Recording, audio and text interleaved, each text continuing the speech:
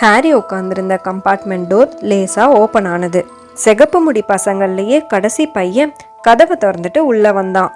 இங்கே யாராவது உட்கார்றாங்களா? எல்லா இடமும் ஃபுல்லாக இருக்கு. ஹாரி இல்லைன்னு தலையாட்டினான். ஹாரியை பார்த்தபடியே உள்ளே வந்த அவன் டக்குன்னு பார்க்காத மாதிரி தலையை திருப்பி ஜன்னல் வழியாக வேடிக்கை பார்க்க ஆரம்பித்தான். அவன் மூக்கில் இன்னும் கருப்பு கலர் மார்க் இருந்ததை ஹாரி கவனிச்சான். ஹே ரான் அப்படின்னு சொன்னபடியே அந்த ட்வின்ஸ் உள்ளே வந்தாங்க. நாங்கள் மிடில் ஆஃப் த ட்ரெயின் போகிறோம். லீ ஜார்டன் ஏதோ ராட்சஸை சிலந்தி வச்சிருக்கானா. சரி அப்படின்னு ரான் வாய்க்குள்ளேயே முணுமுணுத்தான். அந்த ட்வின்ஸில் இன்னொரு பையன், ஹாரி நாங்கள் எங்களை அறிமுகப்படுத்திக்கிட்டோமா? ஃப்ரெட் அண்ட் ஜார்ஜ் வீஸ்லி, இது ரான் எங்கள் தம்பி.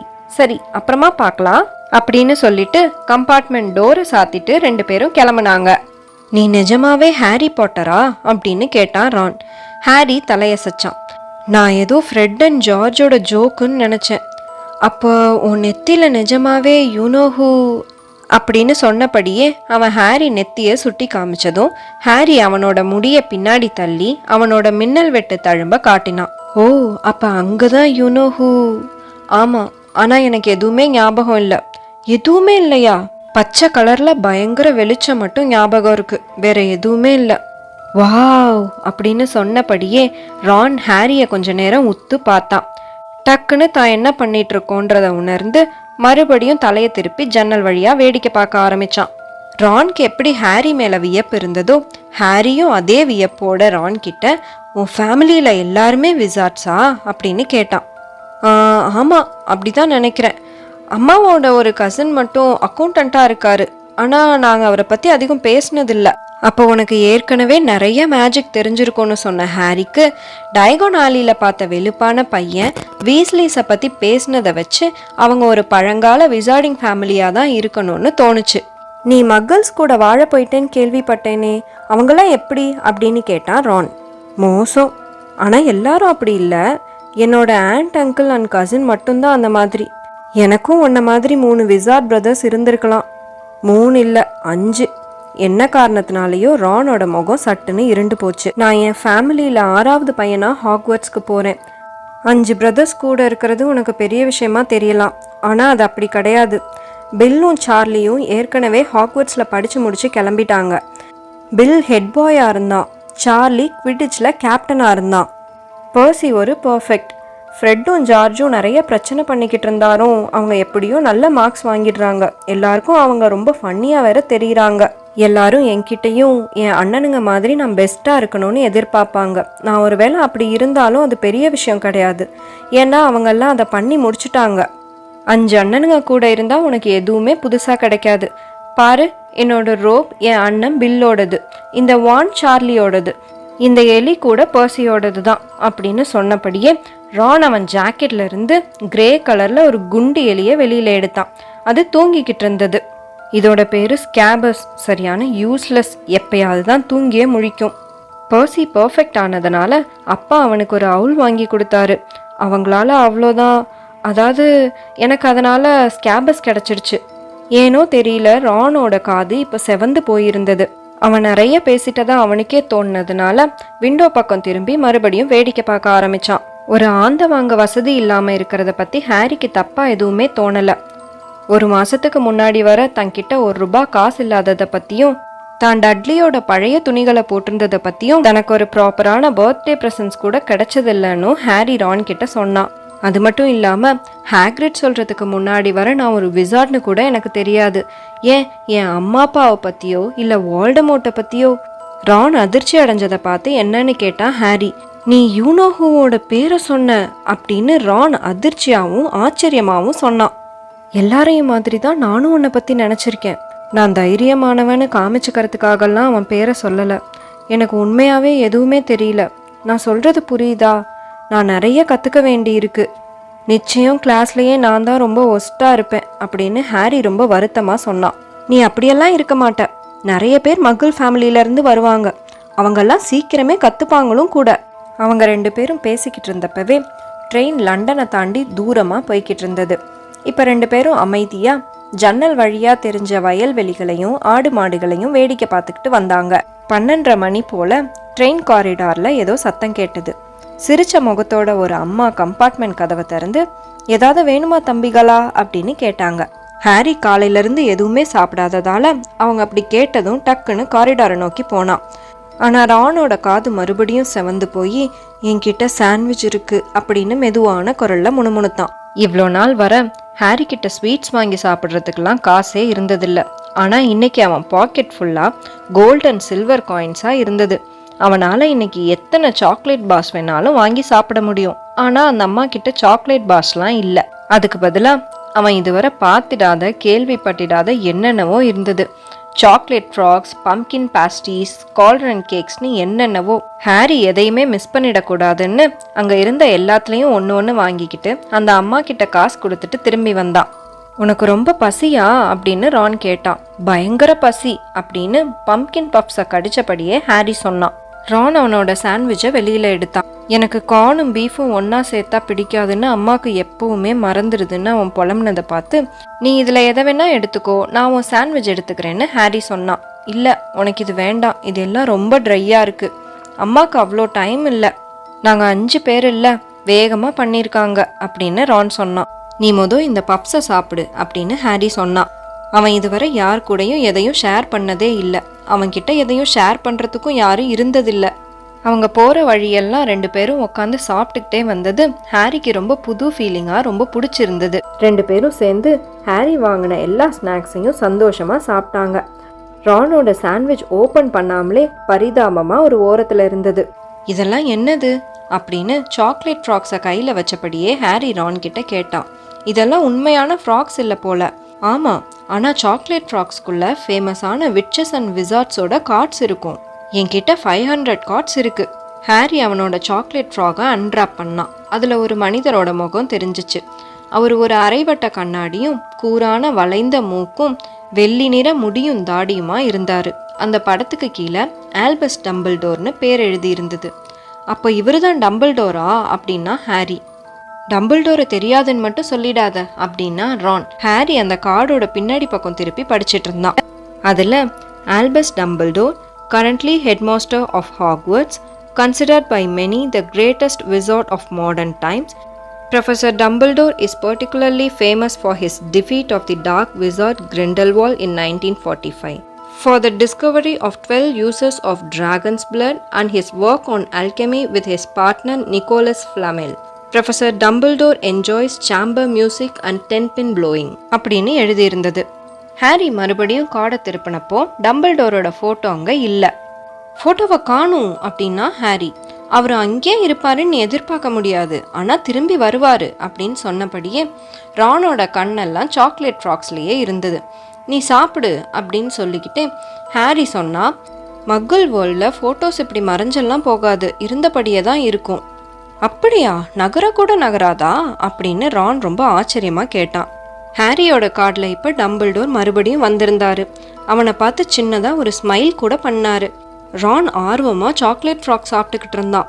ஆனால் ஹாரியால் கார்ட்ஸில் இருந்த விட்சஸ் அண்ட் விசார்ட்ஸ் மேலேருந்து கண்ணை எடுக்கவே முடியலை. 2 பேரும் சந்தோஷமாக அங்கே இருந்த எல்லாத்தையும் சாப்பிட்டுட்டு இருந்தாங்க. ட்ரெயின் வயல்வெளிகளெல்லாம் தாண்டி போய்கிட்டு இருந்தது. இப்போ அடர்ந்த காடுகளும் வளைஞ்சு வளைஞ்சு போகிற ஆறும் கரும்பச்சை கலர் மலைகளும் தான் கண்ணுக்கு தெரிஞ்சிச்சு. அவங்க கம்பார்ட்மெண்ட் டோரை யாரோ தட்டிட்டு உள்ளே வந்தாங்க. பிளாட்ஃபார்மில் பார்த்த வட்ட முக பையன் கண் கலங்கினபடியே நின்றுக்கிட்டு இருந்தான். என்னோட தேரையை எங்கேயாவது பார்த்தீங்களா? 2 பேரும் இல்லைன்னு தலையாட்டினதும் அவன் எப்பயும் தொலைஞ்சு போய்கிட்டே இருக்கான், என்கிட்ட இருந்து எங்கேயாவது போயிடுறான். கவலைப்படாத, திரும்பி வந்துடும் அப்படின்னு ஹாரி சொன்னான். ஆமாம், அப்புறம் பார்ப்போம் அப்படின்னு சொன்னபடியே அந்த பையன் அங்கேருந்து போயிட்டான். இவன் ஏன் இவ்வளோ கவலைப்படுறான்னு தெரியல. நான் ஒருவேளை தேரை கொண்டு வந்திருந்தேன்னா என்னால் எவ்வளோ சீக்கிரம் முடியுமோ அவ்வளோ சீக்கிரம் தொலைச்சிருப்பேன். நான் இந்த ஸ்கேபஸை கொண்டு வந்ததுனால அமைதியாக இருக்கேன். ரான் மடியில் தான் அந்த எலி இன்னும் தூங்கிக்கிட்டு இருந்தது. இது செத்தே போயிருந்தாலும் உனக்கு எந்த வித்தியாசமும் தெரியாது அப்படின்னு ரான் ரொம்ப சலிச்சுக்கிட்டே சொன்னான். இதை கொஞ்சம் இன்ட்ரெஸ்டிங்காக மாற்றலான்னு நேற்று இதை நான் எல்லோ கலரில் மாற்ற ஒரு மந்திரம் போட்டேன். ஆனால் மந்திரம் வேலை பார்க்கல. நீ பார்க்குறியா? நான் இப்போ பண்ணுறேன். ரான் அவனோட ட்ரங்க்குள்ளே அங்கேயும் எங்கேயும் தேடி கடைசியாக மோசமான நிலைமையில் இருந்த ஒரு வாண்டை வெளியில் எடுத்தான். அது அங்கங்கே உடஞ்சி போய் வேற இருந்தது. அதோட நுனியில் வெள்ளையாக ஏதோ மின்னுச்சு. அது யூனிகார்னோட ஹேர் கிட்டத்தட்ட வெளியில் வந்துருச்சு போல. சரி, அது இருக்கட்டும் அப்படின்னு சொல்லி மந்திரம் சொல்கிறதுக்காக அவன் கையை உயர்த்தி பிடிச்சப்போ அவங்க கம்பார்ட்மெண்ட் டோர் மறுபடியும் திறந்துச்சு. தேரைய தொலைச்ச அந்த பையன்தான் திரும்பியும் வந்திருந்தான். ஆனா இந்த தடவை ஒரு பொண்ணை கூட்டிட்டு வந்திருந்தான். அவ ஏற்கனவே அவளோட புது ஹாக்வர்ட்ஸ் ரோப்ஸை போட்டிருந்தா. யாராவது ஒரு தேரைய பாத்தீங்களா? நெவில் அதை தொலைச்சிட்டான் அப்படின்னு சொன்னா அந்த பொண்ணு. அவளோட குரல்ல ஒரு அதிகாரம் தெரிஞ்சது. அவளோட முடி ரொம்ப அடர்த்தியா பிரவுன் கலர்ல இருந்தது. அவளோட முன்வரிசை பல்லு பொதுவா இருக்கிறத விட கொஞ்சம் பெருசாவே இருந்தது. நாங்க ஏற்கனவே அவன்கிட்ட சொல்லிட்டோமே பார்க்கலன்னு அப்படின்னு சொன்னான் ரான். ஆனா அந்த பொண்ணு ரானை கவனிச்சதாவே தெரியல. அதுக்கு பதிலா அவன் கையில இருந்த வாண்டை பார்த்துக்கிட்டு இருந்தா. ஓ, நீ மேஜிக் பண்ண போறியா? எங்க பண்ணு பாப்போம் அப்படின்னு சொல்லிட்டு சீட்ல உட்காந்தா. ரான் கொஞ்சம் தயங்கிட்டு அதுக்கப்புறம் தொண்டையை கணச்சபடி, sunshine daisies butter mellow, turn this stupid fat rat yellow அப்படின்னு சொன்னபடியே வாண்ட் இருந்த அவன் கையை அசைச்சான். ஆனா எதுவுமே ஆகல. ஸ்கேபஸ் அவன் மடியில அதே கிரே கலர்ல முன்ன தூங்கின மாதிரியே தூங்கிக்கிட்டு இருந்தது. மந்திரம் சரியானது தானா? உனக்கு நிச்சயமா தெரியுமா அப்படின்னா அந்த பொண்ணு. சரி, ஆனா இது ஒன்றும் சூப்பரா இல்லைல்ல. நான் சில சிம்பிளான ஸ்பெல்ஸ் எல்லாம் ப்ராக்டிஸ் பண்ணி பார்த்தேன். அது எல்லாமே எனக்கு வேலை பார்த்துச்சு. என் ஃபேமிலியில யாருமே மேஜிக் இல்லை. எனக்கே இது பெரிய சர்ப்ரைஸ் தான். ஹாக்வர்ட்ஸ்ல இருந்து லெட்டர் வந்தது. ஆனா எனக்கு அதுல ரொம்ப சந்தோஷம். ஏன்னா நான் கேள்விப்பட்டதுலேயே இந்த ஸ்கூல் தான் ரொம்ப பெஸ்ட். நான் நம்மளோட செட் புக்ஸ் எல்லாத்தையும் மனப்பாடம் பண்ணிட்டேன். அதுவே போதும்னு நினைக்கிறேன். அப்புறம் நான் ஹெர்மைனி கிரேஞ்சர், நீங்க அப்படின்னு அந்த பொண்ணு இப்போ சொன்னது எல்லாத்தையும் ரொம்ப வேகமாக சொல்லி முடிச்சிட்டா. ஹாரி ரானோட அதிர்ச்சி அடைஞ்ச முகத்தை பார்த்து கொஞ்சம் நிம்மதி அடைஞ்சான். ஏன்னா அவனும் அவனோட செட் புக்ஸ் எல்லாத்தையும் மனப்பாடம்லாம் பண்ணலை. நான் ரான் வீஸ்லி அப்படின்னு ரான் முணுமுணுத்தான். நான் ஹாரி பாட்டர் அப்படின்னா ஹாரி. ஓ, நிஜமாவே நீதானா அப்படின்னா ஹெர்மைனி. உன்னை பற்றி எனக்கு எல்லாமே தெரியும். பேக்ரவுண்ட் ரீடிங்காக சில எக்ஸ்ட்ரா புக்ஸ் எல்லாம் நான் வாங்கினேன். Modern magical history, the rise and fall of the dark arts, great wizarding events of the 20th century, இந்த புக்ஸ்ல எல்லாம் உன்னை பற்றி போட்டிருக்கு. என்னை பற்றியா அப்படின்னு நம்ப முடியாதவனா ஹாரி கேட்டான். ஓ, உனக்கு எதுவுமே தெரியாதா? உன் இடத்துல நான் இருந்திருந்தேன்னா என்னை பற்றி என்னால் எவ்வளோ முடியுமோ அவ்வளோ தெரிஞ்சிட்டு இருந்திருப்பேன் அப்படின்னா ஹெர்மைனி. உங்கள் 2 பேருக்கும் நீங்கள் எந்த ஹவுஸில் இருப்பீங்கன்னாவது ஏதாவது ஐடியா இருக்கா? நான் விசாரிச்சு பார்த்தவரை நான் கிரிஃபெண்டாரில் தான் இருப்பேன்னு நினைக்கிறேன். எல்லாரும் அதுதான் பெஸ்ட்டுன்னு கூட சொல்கிறாங்க. ஏன், டம்பிள்டோர் கூட கிரிஃபெண்டாரை சேர்ந்தவர் தான். ஆமாம், ஆனால் ரேவன் கிளா கூட ரொம்ப மோசமானது இல்லை போல. எனிவே, நாங்கள் போய் நெவிலோட தேரையை தேடுறோம். நீங்கள் 2 பேரும் உங்கள் ரோப்ஸ்க்கு மாறிக்கலான்னு நினைக்கிறேன். இன்னும் கொஞ்சம் நேரத்தில் எப்படியும் ஹாக்வர்ட்ஸ் வந்துடும் அப்படின்னு சொல்லிட்டு அந்த தேரையை தொலைச்ச பையனை கூட்டிட்டு அந்த இடத்துல இருந்து கிளம்புனா. நான் எந்த ஹவுஸ்க்கு போனாலும் இவ அதில் இருந்துடக்கூடாது அப்படின்னு சொல்லிக்கிட்டே ரான் அவனோட வாண்டை ட்ரங்க்குள்ளே வச்சான். போலியான ஸ்பெல் போல. ஜார்ஜ் தான் எனக்கு இதை சொல்லி கொடுத்தான். அவனுக்கு ஏற்கனவே இதை பற்றி தெரிஞ்சிருக்கும்னு நினைக்கிறேன். உன்னோட பிரதர்ஸ் எந்த ஹவுஸை சேர்ந்தவங்க அப்படின்னு ஹாரி கேட்டான். கிரிஃபெண்டார் அப்படின்னு சொன்ன ரான் முகத்தில் மறுபடியும் ஒரு இருள் படிஞ்சிச்சு. அம்மா அப்பா கூட அதில் தான் இருந்தாங்களாம்மா. நான் ஒருவேளை அதில் செலக்ட் ஆகலைன்னா அவங்க என்ன சொல்லுவாங்கன்னு வேற தெரியல. ரேவன் கிளா ஒன்றும் மோசமானதில்லை. ஆனால் என்ன ஸ்லிதரின்ல போட்டால் என்ன பண்ணுறதுன்னு தான் தெரியல. அந்த ஹவுஸ் தான் அதாவது யுனோஹூ இருந்தான்ல. ஆமாம் அப்படின்னு சொன்னபடியே தன்னோட சீட்டில் தொப்புன்னு உக்காந்த ரான் முகத்தில் ஒரு விரக்தி தெரிஞ்சிச்சு. இங்கே பார்த்தியா, ஸ்கேபஸ் மீச நுனி லேசாக வெளுத்த மாதிரி இல்லை அப்படின்னு சொல்லி ஹாரி ரானோட மைண்டை ஹாக்வர்ட்ஸ் ஹவுசஸ்லேருந்து கொஞ்சம் மாற்ற முயற்சி பண்ணினான். ஆமாம், உன்னோட அண்ணன்கள்லாம் ஹாக்வர்ட்ஸ்லேருந்து படித்து முடித்து வெளியில் போய் இப்போ என்ன பண்ணுறாங்க அப்படின்னு கேட்டான். ஹாரிக்கு உண்மையாகவே அந்த சந்தேகம் இருந்தது. படித்து முடிச்சுட்டு விசார்ட்ஸ் எல்லாம் என்ன பண்ணுவாங்க அப்படின்னு. சார்லி ரொமேனியாவில் டிராகன்ஸை பற்றி படிச்சுட்ருக்கான். பில் ஆஃப்ரிக்காவில் கிரிங்காட்ஸ்க்காக ஏதோ வேலை பார்த்துட்ருக்கான். உனக்கு கிரிங்காட்ஸ் பற்றி தெரியும்ல? டெய்லி ப்ராஃபிட் பத்திரிக்கை ஃபுல்லாக அதை பற்றின நியூஸ் தான். நீ மகிள்ஸ் கூட இருந்ததுனால உனக்கு அது தெரிஞ்சிருக்க வாய்ப்பு இல்லைன்னு நினைக்கிறேன். யாரோ கிரிங்கோட்ஸோட ஹை செக்யூரிட்டி வால்ட்டில் திருட முயற்சி பண்ணியிருக்காங்களாம். ஹாரி ரானை உத்து பார்த்துட்டு, அப்படியா, அவங்களுக்கு என்னாச்சு அப்படின்னு கேட்டான். எதுவுமே ஆகலை, அதனால தான் இது பெரிய நியூஸாக பேசப்படுது. ஆனால் அவங்க மாட்டவும் இல்லை. எங்கள் அப்பா என்ன சொல்கிறாருன்னா, ஒரு பவர்ஃபுல்லான டார்க் விசார்டால தான் கிரிங்கோட்ஸில் கை வைக்க முடியும். ஆனால் அங்கேருந்து எதையும் யாரும் எடுத்துகிட்டு போன மாதிரியும் தெரியல. அதுதான் விசித்திரமாக இருக்குது. அதனால தான் எல்லாரும் பயப்படவும் செய்கிறாங்க. இந்த மாதிரி ஒரு விஷயம் நடந்திருக்குன்னா அதுக்கு பின்னாடி யுனோஹூ இருப்பானோன்னு. ஹாரி இந்த விஷயத்துலேருந்து பேச்சை மாற்றணும்னு நினச்சான். ஒவ்வொரு தடவை யுனோஹூவை பற்றி மென்ஷன் பண்ணுறப்பெல்லாம் அவனுக்குள்ள ஒரு சின்ன பயம் வந்துட்டு போகுது. மேஜிக்கல் வேர்ல்டில் அவனை பற்றின பேச்சு எல்லாம் சகஜம்னு ஹாரிக்கு தெரிஞ்சாலும் அவனை வால்டமோர்ட்னு பேர் சொல்லி கூப்பிட்டது ஹாரிக்கு ரொம்பவே கம்ஃபர்டபுளாக இருந்தது. சரி, உன்னோட குவிடிச் டீம் என்ன அப்படின்னு ரான் கேட்டான். எனக்கு தெரியாது அப்படின்னு ஹாரி சொன்னான். என்னது, நிஜமாவே தெரியாதா அப்படின்னு ரான் வாயடைச்சு போனான். இந்த உலகத்திலேயே அதுதான் ரொம்ப சிறப்பான கேம் அப்படின்னு சொல்லிட்டு அதை பற்றின எல்லா டீட்டெயில்ஸையும் எக்ஸ்பிளைன் பண்ண ஆரம்பித்தான். கேமில் இருக்க 4 பால்ஸ் பற்றி, 7 பிளேயர்ஸோட பொசிஷனை பற்றி, அவன் எந்தெந்த ஃபேமஸான கேமெல்லாம் அவன் அண்ணன்களோட போய் பார்த்துருக்கான்னு, அப்புறம் அவன்கிட்ட நிறைய காசு இருந்தால் அவன் எந்த ப்ரூம் ஸ்டிக் வாங்க ஆசைப்படுறான்றதை பற்றி, அப்புறம் அவன் கேமோட பாயிண்ட்ஸ் எல்லாம் பற்றி சொல்லிக்கிட்டு இருந்தப்போ அவங்க கம்பார்ட்மெண்ட் டோர் மறுபடியும் ஓப்பன் ஆச்சு. ஆனால் இந்த தடவை தேரையை தொலைச்ச நெவிலோ இல்லை ஹெர்மாயினி கிரேஞ்சரோ இல்லை. அதுக்கு பதிலாக 3 பசங்க உள்ளே வந்தாங்க. அதில் நடுவில் இருந்த பையனை ஹாரிக்கு ஞாபகம் இருந்தது. மேடம் மார்க்கின்ஸ் ரோப் ஷாப்பில் பார்த்த அந்த வெளுப்பான பையன்தான் அது. அவன் இப்போ ஹாரியை ரொம்ப ஆர்வமாக பார்த்தான். உண்மைதானா, ட்ரெயின் ஃபுல்லாக ஹாரி பாட்டர் இந்த கம்பார்ட்மெண்ட்டில் இருக்கான்னு சொன்னது அது நீதானா அப்படின்னு கேட்டான். ஆமாம் அப்படின்னு சொல்லிக்கிட்டே ஹாரி கூட வந்த 2 பசங்களையும் பார்த்தான். அவங்க 2 பேரோட பார்வையும் ரொம்ப ஃப்ரெண்ட்லியாலாம் இல்லை. அவங்க ஏதோ அந்த வெளுப்பான பையன் பக்கத்தில் பாடி கார்ட்ஸ் போல் நின்றுக்கிட்டு இருந்தாங்க.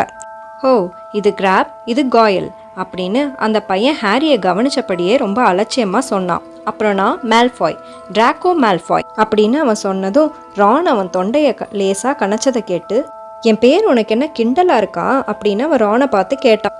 நீ யாருன்னு கேட்கவே தேவையில்லை, என் அப்பா ஏற்கனவே சொல்லியிருக்காரு, வீஸ்லீஸோட முடி செகப்பாவும் அவன் முகத்தில் கருப்பு புள்ளிகள் இருக்குன்னும், அப்புறம் அவங்க வீட்டில் நிறைய குழந்தைங்க இருக்குமாமே அப்படின்னு சொல்லிக்கிட்டே ஹாரி பக்கம் திரும்பி, உனக்கு சீக்கிரமே மற்றவங்களெல்லாம் விட சிறப்பான விசார்டிங் ஃபேமிலிஸை பற்றி தெரிய வரும் பாட்டர்.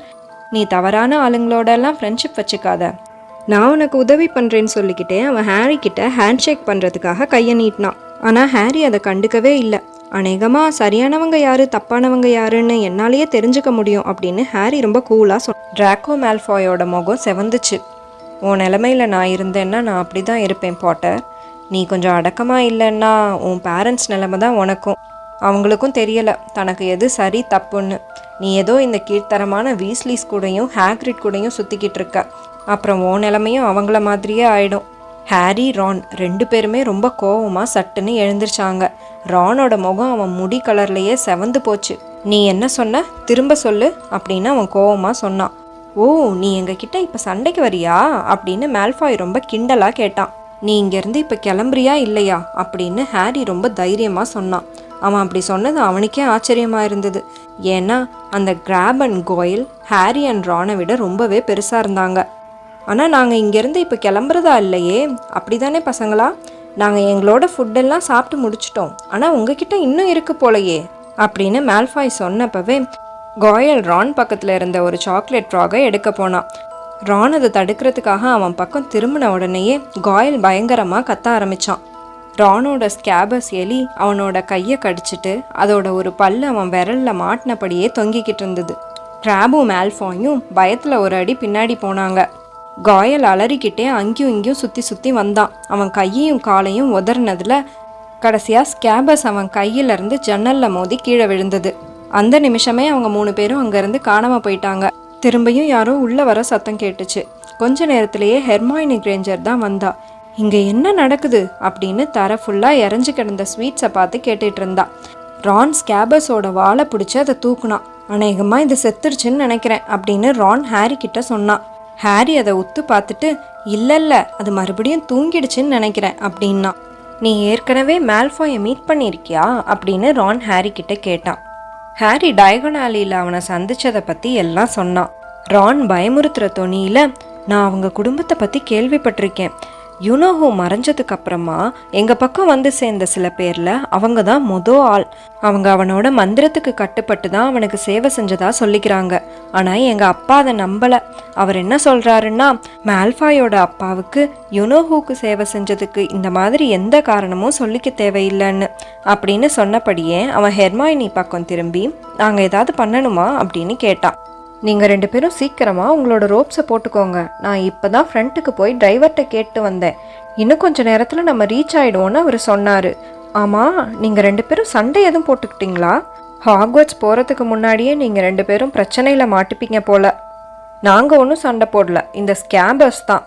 நாங்கள் ட்ரெஸ் சேஞ்ச் பண்ணிக்கிறோம், நீ இங்கேருந்து முதல்ல கிளம்புறியா அப்படின்னு ரான் கொஞ்சம் கோவமாகவே கேட்டான். சரி காரிடாரில் எல்லாரும் அங்கேயும் இங்கேயும் ஓடிக்கிட்டு சைல்டிஷாக பிஹேவ் பண்ணதுனால தான் நான் உள்ளேயே வந்தேன் அப்படின்னு ஹெர்மாயினி கொஞ்சம் மொறப்பாக சொல்லிட்டு, உன் மூக்கில் ஏதோ கருப்பாக ஒட்டியிருக்கு, உனக்கு தெரியுமா அப்படின்னு சொல்லிட்டு அந்த இடத்துல இருந்து கிளம்புனான். ஹாரி ஜன்னல் வழியாக வெளியில் எட்டி பார்த்தான். இப்போ ரொம்ப இருட்டாக இருந்தது. நிறைய மலைகளும் அடர்ந்த காடும் தெரிஞ்சது. ட்ரெயினோட வேகம் கொஞ்சம் கொஞ்சமாக குறைஞ்சது. ட்ரெயினில் இப்போ ஒரு அனௌன்ஸ்மெண்ட் வந்தது. இன்னும் 5 நிமிஷத்தில் நம்ம ஹாக்வர்ட்ஸ் ரீச் ஆகிடுவோம். நீங்கள் உங்கள் லக்கேஜஸ் எல்லாம் ட்ரெயின்லேயே விட்டுடுங்க, அது எல்லாம் தனித்தனியாக உங்ககிட்ட ஸ்கூலுக்கு வந்து சேர்ந்துடும் அப்படின்னு. ஹாரிக்கு பதட்டத்தில் வயிற்றுக்குள்ளே ஏதோ பண்ணுச்சு. ரானோட முகம் வெளுத்து போச்சு. அவங்க 2 பேரும் அவங்க பாக்கெட்டில் இருந்த கடைசி ஸ்வீட்டை சாப்பிட்டபடியே காரிடாரில் நின்றுட்டு இருந்த கூட்டத்து கூட போய் சேர்ந்தாங்க. வேகத்தை கொஞ்சம் கொஞ்சமாக குறைச்சிக்கிட்டு இருந்த ட்ரெயின் இப்போ மொத்தமாக நின்றுடுச்சு. ட்ரெயின்குள்ளேருந்து எல்லாரும் கீழே இறங்க ஆரம்பித்தாங்க. அது ஒரு இருட்டான சின்ன பிளாட்ஃபார்ம். அங்கே அடித்த குளிர் காற்றுல ஹாரிக்கு உடம்பு நடுங்குச்சு. ஸ்டூடெண்ட்ஸோட தலைக்கு மேலே ஒரு விளக்கு வெளிச்சம் தெரிஞ்சது. ஹாரிக்கு ரொம்ப பரிச்சயமான குரல் ஒன்று கேட்டுச்சு. ஃபஸ்ட் இயர்ஸ் இந்த பக்கம். அங்கே எல்லாம் ஓகே தானே ஹாரி? ஹாக்ரிடோட பெரிய முகம் ஸ்டூடெண்ட்ஸோட தலைகளுக்கு மேலே பளிச்சுன்னு தெரிஞ்சது. கமான், எல்லாரும் என்னை ஃபாலோ பண்ணுங்க. இன்னும் யாராவது ஃபஸ்ட் இயர்ஸ் இருக்கீங்களா? ஒவ்வொரு அடியும் கவனமாக எடுத்து வைக்கணும். சின்ன சின்ன தடுமாற்றங்களோட எல்லாரும் ஹாக்ரிடை ஃபாலோ பண்ணி நடந்து போனாங்க. அந்த இடம் கொஞ்சம் சரிவான குறுகலான பாதையாக இருந்தது. 2 பக்கமும் ரொம்ப இருட்டாக இருந்தது. அடர்த்தியான மரங்கள் அங்கே இருக்கிறதா ஹாரிக்கு தோணுச்சு. யாருமே அதிகம் பேசிக்கல. தேரையை தொலைச்ச நெவிலோட சினுங்கல் சத்தம் மட்டும் அப்பப்போ கேட்டது. இன்னும் சில வினாடிகளில் நீங்கள் ஹாக்வர்ட்ஸை முதல் முறையாக பார்க்க போகிறீங்க அப்படின்னு ஹாக்ரிட் சொன்னதும் ஸ்டூடெண்ட்ஸ் மத்தியில் ஓ அப்படின்னு ஒரு ஆச்சரிய குரல் கேட்டுச்சு. அந்த குறுகலான பாதை ஒரு மிகப்பெரிய கருப்பு ஏரிக்கிட்ட முடிவுக்கு வந்தது. அதோட ஒரு பக்கம் உயரமான மலைகளும் இன்னொரு பக்கம் தனித்தனியா உயரமான கோபுரங்களை உள்ளடக்கிய ஒரு பிரம்மாண்ட கோட்டையும் தெரிஞ்சது. அதோட ஜன்னல்கள் வானத்துல தெரிஞ்ச நட்சத்திரத்துல பளபளத்துச்சு. கரையில நின்றுட்டு இருந்த சின்ன சின்ன படகுகளை சுட்டி காமிச்சு 4 பேருக்கு மேல ஒரு போட்ல ஏறக்கூடாது அப்படின்னு ஹாக்ரிட் சொன்னாரு. Harry, Ron, Neville and Hermione 4 பேரும் ஒரு போட்ல ஏறினாங்க. எல்லாரும் ஏறியாச்சா அப்படின்னு கேட்டுக்கிட்டே ஹாக்ரிட் தனக்கான போட்ல ஏறிக்கிட்டு சரி கிளம்பலாம் அப்படின்னு சொன்னாரு. போட் ஏரி தண்ணியில நகர ஆரம்பிச்சிச்சு. ஏதோ கண்ணாடி மேல போற மாதிரி அவ்வளோ ஸ்மூத்தா போணுச்சு. ஒவ்வொருத்தவங்களோட பார்வையும் அந்த பிரம்மாண்டமான கோட்டை மேலேயே இருந்தது. ஒவ்வொருத்தங்க கண்ணுக்கும் அந்த கோட்டை தன்னை நோக்கி கொஞ்சம் கொஞ்சமா நெருங்கி வர்றதா தோணுச்சு. எல்லாரும் தலையை கீழே குனிங்க அப்படின்னு முதல் போட் பாறையை நெருங்கினப்போ ஹாக்ரிட் சொன்னாரு. எல்லாரோட முகத்துலையும் பசுமையான கொடிகள் மோதுச்சு. அதை விளக்கிட்டு பார்த்தப்போ பெரிய பாறைகள் கண்ணுக்கு தெரிஞ்சது. அங்கிருந்து இருட்டான ஒரு குகை வழியா எல்லாரும் போனாங்க. அது அவங்கள அந்த பெரிய கோட்டையோட கீழ்ப்பக்கம் கூட்டிட்டு போச்சு.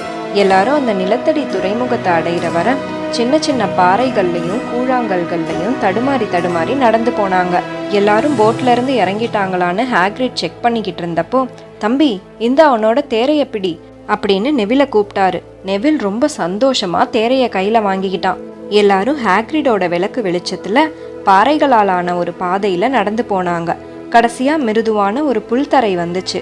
அதுல அந்த பெரிய கோட்டையோட நிழல் தெரிஞ்சிச்சு. எல்லாரும் அங்க இருந்த கல் படிக்கட்டுல ஏறி போனாங்க. அவங்களுக்கு முன்னாடி ஒரு மிகப்பெரிய மரக்கதவு தெரிஞ்சிச்சு. எல்லாரும் இருக்கீங்களா?